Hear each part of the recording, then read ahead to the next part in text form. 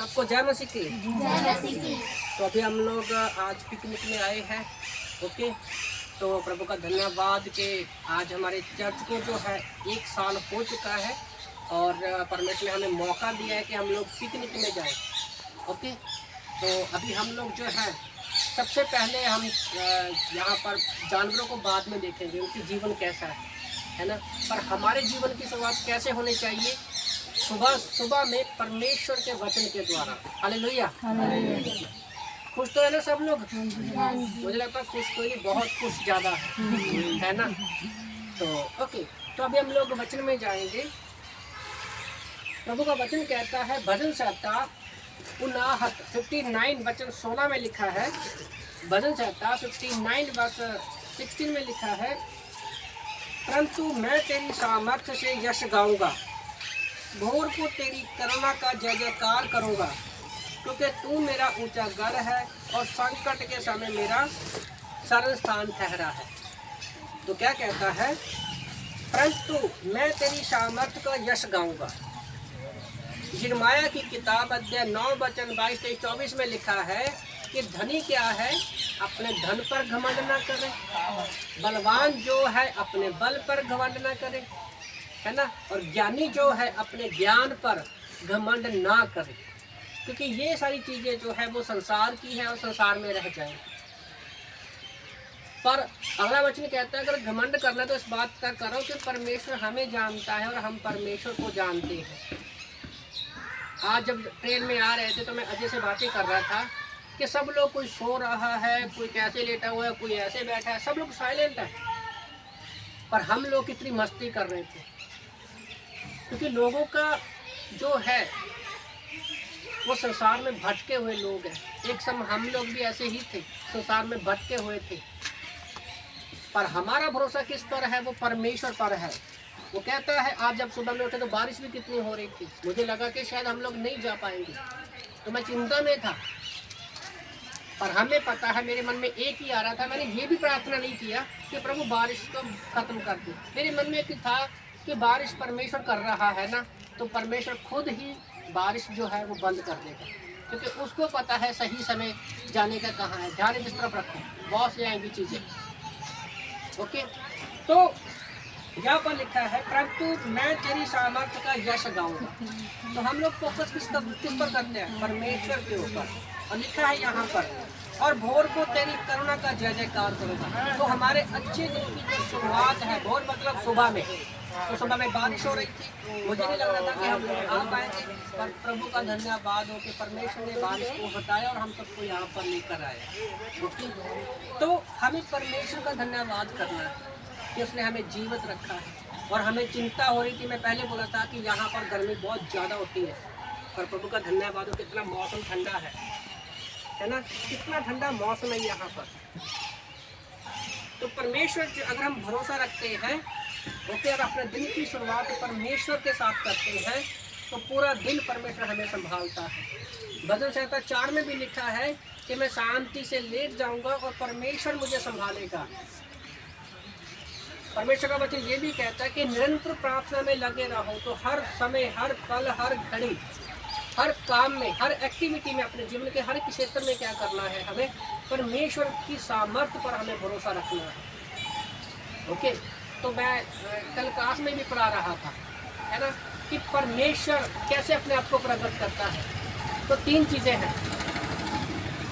कल अंकल के घर पे हम लोग प्रार्थना कर रहे थे, तो 3 चीज़ें हैं। परमेश्वर कैसे अपने आप को लोगों को दिखाता है।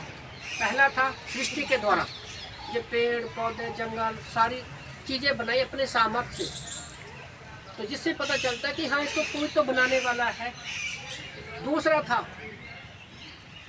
बाइबल। दूसरा था बाइबल। जब हम बाइबल के वचन को पढ़ते हैं और उस पर विश्वास करते हैं, क्योंकि हमें पता है 2 तीमुथियुस अध्याय 3 वचन 16-17 में लिखा है कि परमेश्वर की प्रेरणा से रचा गया जो वचन है, हम किसी को बाइबल पढ़ने के लिए देते तो परमेश्वर उसके द्वारा भी बातें करता है। तीसरा है यीशु मसीह, शब्द जिसको बोला गया है ना। तो परमेश्वर कई तरीकों से अपनी सामर्थ्य हमारे ऊपर दिखाते हैं, पर हम कई बार शैतान जो है, पहला जो ना अध्याय 5 वचन 19 में लिखा है कि सारा संसार जो है दुष्ट के वश में है। तो उसने संसार के लोगों को अंधा कर रखा है कि वो ना देखें। ओके, तो मैं जब ऑटो वाले से मैं बात कर रहा था, उसको प्रभु के बारे में बताया कि हम लोग ऐसे ऐसे पिकनिक के लिए यहाँ पर आए हैं, तो उसको बड़ी खुशी हुई। तो मैंने उसको बताया कि विश्वासी लोग कैसे होते हैं, हमारा परमेश्वर कैसा है। बोला पास्टर जी आपने इतने अच्छे से समझाया, मुझे तो आज पहली बार पता चला कि चर्च के लोग ऐसे होते हैं। यीशु मसीह के बारे में ये है, क्योंकि यीशु मसीह के बारे में लोग बहुत सारी बातें कहते हैं, पर हमने उसको बताया कि हम पापी हैं। यीशु हमारे पापों के लिए क्रूस पर मारा गया, गाड़ा गया और तीसरे दिन मुर्दों में से जिंदा हो गया। और खुशी की बात पता क्या है, उसने तौबा की। सोचो कितनी बड़ी खुशी की बात है कि अपने शहर से हम लोग बाहर निकले आए और उसने तौबा किया। आज वो स्वर्ग में जाएगा, हमें नहीं पता दोबारा मिलेगा नहीं मिलेगा। तो ये किसके सामर्थ्य से होता है? परमेश्वर के सामर्थ्य में होता है। तो जब बारिश हो रही थी मैंने प्रार्थना भी नहीं किया था, मैंने कहा प्रभु तेरी जो इच्छा वो पूरी है। परमेश्वर ने सही समय पर बारिश भी बंद की और हमें यहाँ पर लेकर भी आया। ओके, तो हमें यहाँ पर जो है लेकर भी आया। जब यीशु मसीह थे धरती पर तो वो पवित्र आत्मा के द्वारा कार्य कर रहे थे। तो आगे वचन में लिखा है 16 के, क्योंकि तू मेरा ऊंचा गढ़ है और संकट के समय मेरा शरणस्थान ठहरा है। संकट की जब बात आती है ना, तो हर एक व्यक्ति के ऊपर अलग अलग तरीके से परिस्थितियाँ, बीमारी, परेशानी, चिंताएं, शैतान के अलग अलग से अटैक आते हैं, है ना। दाऊद के ऊपर अलग तरह से शैतान का अटैक हुआ, है ना, वो भागता रहा साउल से। अयूब के ऊपर उसका पूरा परिवार खत्म हो गया, धन संपत्ति सब कुछ गया। पर इन दोनों ने, मूसा को देख लो, हर जितने भी विश्वास के हीरोज हैं उनके ऊपर अलग अलग तरीके से अटैक आया, पर उन सबका भरोसा किसके ऊपर था?